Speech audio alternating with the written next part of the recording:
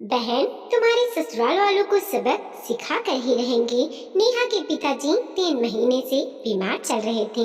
नेहा जब भी उनसे मिलने के लिए मायके जाना चाहती, उसके सास ससुर और पति उसे नहीं जाने देते और बोलते, शादी के बाद पहले ससुराल देखा जाता है। नेहा के सास ससुर और पति की मर्जी के बिना नेहा कुछ भी नहीं कर सकती थी, नहीं तो वो लोग बात का बतंगड़ बना देते थे। नेहा के मायके वाले भी बोलते थे, जाने दे, तू अब अपना घर संभाल, तुझे वहीं रहना है, यहाँ की चिंता मत किया कर। नेहा की शादी के बाद से ही वह 1 या 2 बार ही अपने मायके गई थी और नेहा की शादी को लगभग 15 साल हो चुके थे। भला कौन बेटी अपने मायके अपने जन्मदाताओं के पास नहीं जाना चाहती, लेकिन नेहा के सास ससुर और पति बहुत ही अड़ियल किस्म के थे।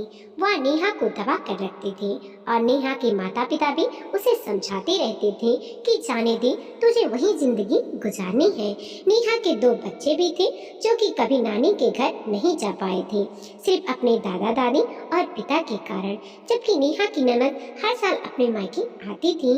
अपनी बेटी तो उन्हें बहुत प्यारी थी, पर दूसरों के घर की बेटी का दुख उन्हें नहीं दिखता था। और अब जब नेहा के पिताजी बहुत बीमार थे, तब भी वह उसे नहीं जाने दे रहे थे, नहीं तो उनके घर का काम कौन करता।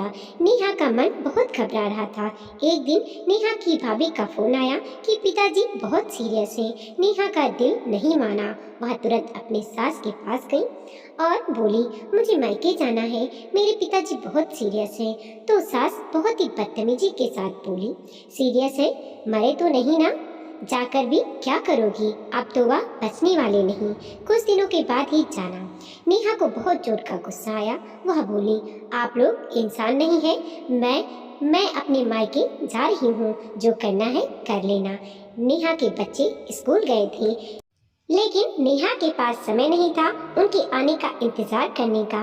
उसे पता था बच्चे वैसे भी दादा दादी के ज्यादा करीब हैं, इसीलिए वह चुपचाप अपने मायके के लिए निकल गई।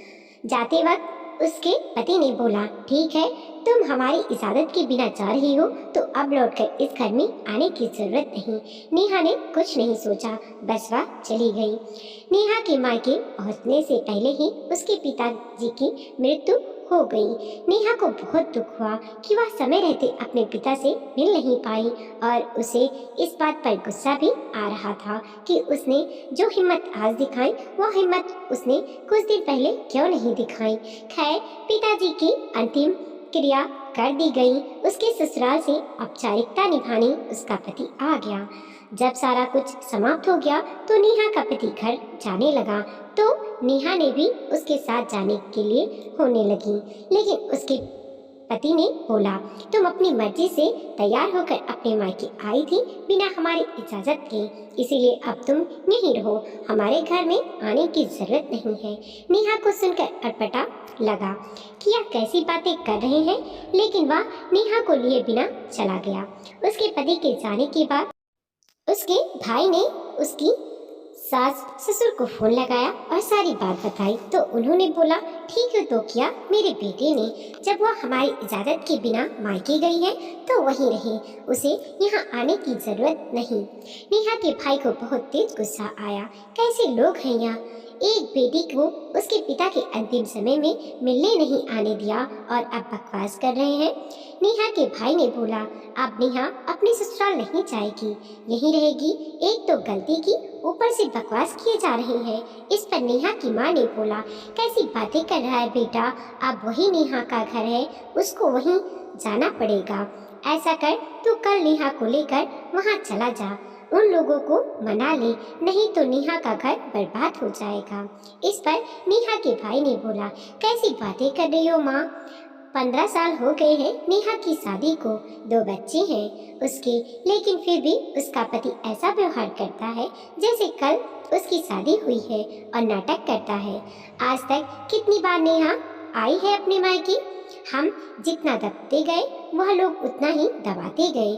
क्या सिर्फ नेहा को ही उनकी जरूरत है, उन्हें नेहा की जरूरत नहीं। नेहा की भाभी, जो कि नेहा को बहुत मानती थी, क्योंकि जब वह इस घर में आई थी नेहा छोटी थी और दोनों ननद भाभी का आपस में बहुत प्यार था। वह भी अपनी सास से बोली, नहीं माँ जी, नेहा के भैया ठीक कह रहे हैं। 15 साल हो चुके हैं नेहा की शादी को, आज तक उन लोगों के नाटक कम नहीं हुए। 2 बड़े बच्चे हैं इनके, पर फिर भी ऐसा लगता है जैसे कल के नए दामाद हों। शादी के 15 सालों के बाद कितनी बार आई है नेहा अपने माँ के घर। उनके बच्चों ने तो कभी नानी का घर देखा भी नहीं। इतने बेकार लोग हैं वह। हम लोगों ने उनकी हर हेकड़ी को बर्दाश्त किया तो वह और भी ज्यादा हेकड़ी दिखा रहे हैं। अब और नहीं, अब हम उन्हें उन्हीं की भाषा में जवाब देंगे।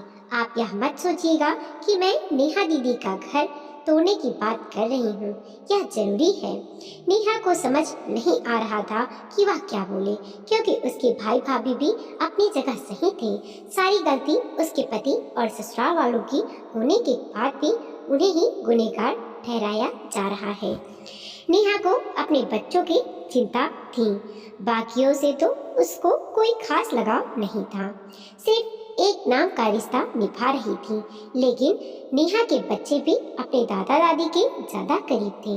नेहा को पता था कि नेहा को उसके ससुराल वाले पसंद करें या ना करें, उसके बच्चों पर जान छिड़कते हैं, इसीलिए उसके बच्चों का पूरा ध्यान वह रखेंगे।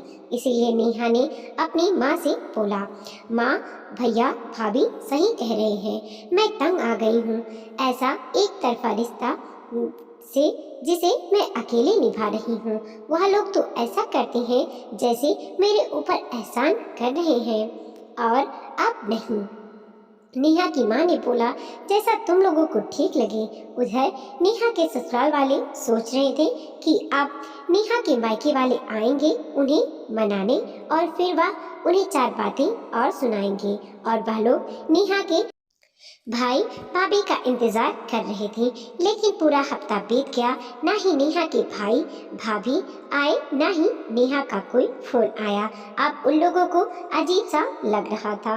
इधर नेहा के बच्चे माँ के बिना परेशान हो रहे थे और बार बार अपनी माँ को फोन करके बुलाने के लिए बोल रहे थे। ससुराल वाले तो इस गुमान में थे कि वह लोग गिड़गिड़ाते हुए नेहा को यहाँ छोड़कर जाएंगे, पर ऐसा कुछ भी नहीं हुआ। अब उनकी समझ में नहीं आ रहा था कि क्या करें। इधर नेहा के सास की घर के काम करते करते हालत खराब हो चुकी थी, क्योंकि उसकी आदत नहीं थी इस तरह। देखते देखते करीब 2 महीने बीत गए। अब नेहा के ससुराल वालों को लगने लगा कि इस तरह से तो हमें बहुत परेशानी हो जाएगी। नेहा के पति का कभी कभी मन होता कि वह जाकर नेहा को वापस ले आए, लेकिन फिर उसका घमंड उसके आगे आ जाता। और इधर नेहा और उसके भाई भाभी ने भी सोच लिया था कि जब तक वह माफी नहीं मांगेंगे नेहा नहीं जाएगी। इसी तरह दिन गुजर रहे थे। एक दिन नेहा के पति का सामना बाजार में नेहा के भाई से हो गया, तो नेहा के पति ने उसे फिर से एक ताना मार दिया कि देखते हैं बहन को बिठाकर कितने दिन खिलाते हो, कुछ दिनों में तुम्हें वह बोझ लगने लगेगी, फिर नाक रगड़ते हुए मेरे पास आओगी। नेहा के भाई ने बोला, देख लेना कौन नाक रगड़ते हुए आएगा, मेरी बहन मेरे लिए बोझ नहीं है। अब जब तक तुम लोग माफी नहीं मांगोगे वह तुम्हारे घर नहीं जाएगी। हम लोग आज तक तुम्हारी हर नाजायज मांग को मानते रह गए और तुम्हारे आगे झुकते गए। इसका तुम लोगों ने बहुत फायदा उठा लिया, अब और नहीं।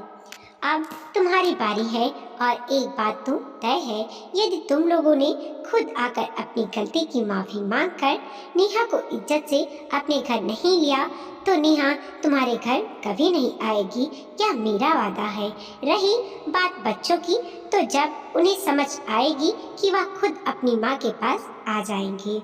नेहा का भाई घर आ चुका था, पर नेहा के पति की बातें कहीं ना कहीं उसके दिमाग में घूम रही थी, और उसने नेहा, उसकी माँ और अपने पत्नी से सारी बातें बताईं और बोला, कहीं सच में ऐसा ना हो कि जैसे हमारे खर्चे बढ़ते जाएं, हमें सच में नेहा बोझ लगने लगे और नेहा को ऐसा ना लगे कि हमने उसका घर तोड़ दिया। लेकिन उन्हें सबक सिखाने का अब और कोई उपाय नहीं बचा था। इसीलिए मैं नेहा के लिए कुछ सोच लिया है, अगर तुम लोग सहमत हो तो। नेहा ने बोला, भैया मैं आपकी सारी बातों से सहमत हूँ। मुझे पता है आप जानबूझकर मेरा घर कभी नहीं तोड़ोगे। वह लोग कैसे हैं पिछले 15 सालों से मैं देख रही हूँ, बल्कि झेल रही हूँ। आप जैसा बोलोगे मैं वैसा करने को तैयार हूँ। तो नेहा के भाई ने बोला, देख नेहा, शादी के पहले भी तो मेरी दुकान पर काम करती थी, तब पिताजी और मेरे साथ तो भी दुकान पर चलती थी। तुझे पता है हमारी मिठाई की दुकान इस शहर की सबसे बड़ी दुकान है और उस दुकान में पहले तू मिठाइयाँ बनाती थी। तेरे हाथ में बहुत स्वाद था, हाथों हाथ सारी मिठाइयाँ बिक जाती थी। तेरे जाने के बाद हमने कारीगर रखे थे जो कि आज भी हैं, जिसे मैं 25,000 रुपये देता हूँ। ऐसा 3 कारीगर हैं मेरी दुकान में। तो जब मेरे घर में ही इतना अच्छा हलवाई है तो मैं दूसरों को पैसे क्यों दूँ। तो कल से दुकान पर आएगी और जितनी तनख्वाह मैं उन्हें देता हूँ तुझे भी दूंगा। इस तरह से तू आत्मनिर्भर बन जाएगी। तुझे किसी के ऊपर आश्रित होने की जरूरत नहीं होगी और तुझे ऐसा भी नहीं लगेगा कि तू हमारे ऊपर बोझ है। तेरे पति का गुरूर देखकर आज मुझे समझ में आ गया कि वह इतना जल्दी झुकने वाला नहीं, लेकिन झुकेगा जरूर। और नहीं झुकेगा तो तुझे वहाँ जाने की जरूरत भी नहीं। क्या सुख मिला है तुझे उस घर में, और जब तू अपना कमाएगी तो आत्मसम्मान से रहेगी। और हमारा बगल का 2 रूम तो खाली ही पड़ा है जो हमने बच्चों के लिए बनवाया था। अब तो दोनों बच्चे बाहर पढ़ने जा चुके हैं, तो तू वहाँ शिफ्ट हो जा और आत्मसम्मान के साथ भी, क्योंकि मुझे पता है तेरे मन में भी यह बातें चल रही है कि तू हमारे ऊपर बोझ बनती जा रही है। इस घर पर तेरा भी उतना ही हक है जितना मेरा। तो तू जब तक चाहे यहाँ रह सकती है और जब अपना कमाएगी तो चिंता की क्या है। इस पर नेहा की माँ ने बोला, यह कैसी बातें कर रहा है। मोहल्ले वाले क्या बोलेंगे कि कुछ दिन भी बेटी को रखकर खिला नहीं पाए और उन्हें ऐसा लगेगा कि हमारी बेटी का घर टूट चुका है। नहीं, मैं ऐसा नहीं होने दूंगी। लेकिन नेहा ने बोला, नहीं माँ, भैया बिल्कुल ठीक कह रहे हैं। इस तरह तो मैं कितने दिन से रह सकती हूँ। आज नहीं तो कल दिलों में दरार आ ही जाएगी। अगर मैं अपने पैरों पर खड़ी रही तो कभी कोई दिक्कत नहीं होगी। नेहा की माँ ने बोला, जैसा तुम लोगों को ठीक लगे। नेहा अगले दिन से दुकान पर काम करने के लिए जाने लगी और बगल वाले कमरे में शिफ्ट हो गई। हाँ, पड़ोस के लोगों ने बातें जरूर बनाई, पर नेहा और उसके परिवार को इससे कोई फर्क नहीं पड़ा।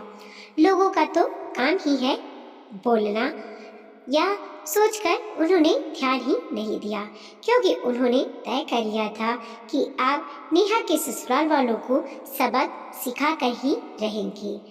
अब नेहा को अपना ससुराल छोड़कर लगभग 6 महीने हो चुके थे। नेहा को अपने बच्चों की याद आती थी। बच्चे भी माँ को बहुत याद करते थे, पर नेहा ने अपना दिल कड़ा कर लिया था और सोचा था कि अब जब तक मेरा आत्मसम्मान मुझे नहीं मिलेगा मैं उस घर में नहीं जाऊंगी। बच्चों को मैं मिलने पर समझा दूंगी, वह अपनी माँ को जरूर समझेंगे। उधर नेहा के ससुराल वाले हैरान थे। उन्होंने सोचा भी नहीं था ऐसा कुछ होगा। धीरे धीरे और वक्त बीत गया। करीब 1.5 साल से नेहा अपने मायके में थी और आत्मसम्मान के साथ रह रही थी। सब कुछ अच्छा चल रहा था। उधर नेहा के ससुराल में सबको लग रहा था कि इस बार हेकड़ी दिखाकर उन लोगों ने भारी मुसीबत ले ली है, पर उन्हें झुकना गवारा नहीं था। इसीलिए वह लोग इंतजार कर रहे थे नेहा के खुद उस घर में आने का, जो कि कभी होने वाला नहीं था। इसी बीच नेहा की सास आंगन में फिसलकर गिर गई और बेड पर पड़ गई। उसकी कमर में बहुत चोट आई थी और डॉक्टर ने उसे बेड से उठने के लिए मना कर दिया था और वह उठने के लायक भी नहीं थी। अब तो नेहा के ससुराल में बहुत बड़ी मुसीबत आ गई। अब उन्हें समझ नहीं आ रहा था कि क्या करें। उन्होंने कुछ दिनों के लिए नर्स और काम वाली घर में रखी, लेकिन यह सब कुछ ज़्यादा दिनों तक नहीं चला। उसके बाद नेहा के सास ने अपनी बेटी को कुछ दिनों के लिए बुलाना चाहा, लेकिन उसने साफ बहाना बना दिया। अब उनके समझ में नहीं आ रहा था कि क्या करें, क्योंकि काम वाली काम कम करती थी और चोरियां ज़्यादा करती थी और उसे देखने के लिए घर पर कोई नहीं होता था। और नेहा की सास बेड से उठ नहीं सकती थी। नर्स भी पैसे पूरा लेती थी, लेकिन नेहा की सास का ख्याल नहीं रखती थी। नेहा के ससुर को भी कोई काम करने की आदत नहीं थी, इसीलिए वह चिढ़ जाते थे। कुछ भी बोलने पर वह चुपचाप अपने कमरे में बैठकर दिन भर टीवी देखते थे। यही उनका काम था। नेहा के बच्चे भी स्कूल से आकर ट्यूशन वगैरह चले जाते थे और उसका पति अपने काम पर रहता था, इसीलिए घर में मुसीबत का पहाड़ टूट पड़ा था। अब तो नेहा के ससुराल वालों के पास कोई चारा ही नहीं बचा था। ईश्वर ने उन्हें नेहा की कीमत समझा दी थी। अब उन्हें लग रहा था कि किसी भी तरह से नेहा को वह वापस लेकर आए। एक दिन बच्चों से अपनी माँ को फोन करवाया और बातों बातों में बताया कि दादी माँ गिर गई है। उन्हें लगा यह सुनकर नेहा खुद ही दौड़ी चली जाएगी, लेकिन नेहा ने कोई जवाब नहीं दिया और बोला, मैं अपने बच्चों के अलावा उस घर में किसी को नहीं जानती, तो मुझे किसी का हाल भी नहीं जानना। और उसने फोन रख दिया। आज नेहा को याद आ रहा था कि कैसे उसके पिताजी बीमार थे और उसके पति और उसके ससुराल वालों ने थोड़ी सी भी शर्म नहीं आ रही थी। एक बेटी को उसके मरते हुए पिता से मिलने नहीं दिया और इस बात को लेकर आज तक अपना घमंड दिखा रही है और उसे उसके बच्चों से भी दूर कर रखा है। कैसे भूल जाएगी वह यह सब। अब नेहा के ससुराल वालों को समझ में आ चुका था कि बात बहुत बढ़ चुकी है। नेहा अब ऐसे नहीं आने वाली। अगले दिन नेहा के पति और ससुर नेहा के मायके आए तो उन्हें पता नहीं था कि नेहा ने काम करना शुरू कर दिया है और वह अच्छा खासा कमाती है। वहाँ जाकर उन्हें जब सब कुछ पता चला तब वह हैरान रह गए। वह तो इतरा रहे थे कि उनके जाते ही नेहा खुश हो जाएगी और उनके साथ चल पड़ेगी कि वह लोग आखिर उसे लेने आ गए। पर अब उन लोगों को समझ में आ चुका था कि नेहा को उनकी कोई जरूरत नहीं। अब उनकी सारी हेकड़ी निकल चुकी थी। उन्होंने नेहा के भाई से बोला कि वह नेहा को लेने आए हैं, तो नेहा के भाई ने बोला, लेकिन हम नेहा को नहीं भेज रहे हैं। आपने ही तो कहा था कि नेहा की अब उस घर में कोई जगह नहीं है और हम नाक रगड़ते हुए आएंगे, तो हमें नाक रगड़ने का कोई शौक नहीं, आप जा सकते हैं।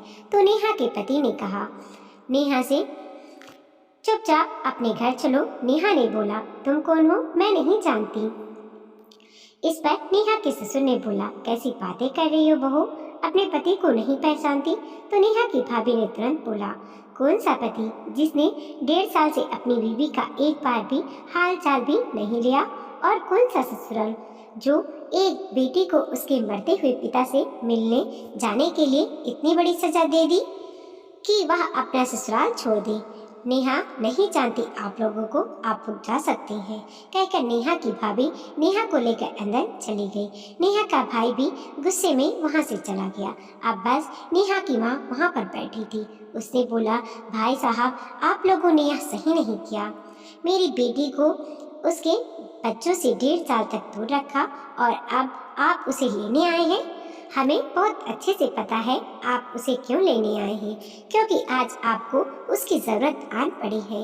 आपकी पत्नी बिस्तर पर पड़ी है और उनकी सेवा के लिए घर में एक नौकरानी चाहिए। आप हमें नहीं बताएंगे तो क्या हमें पता नहीं चलेगा?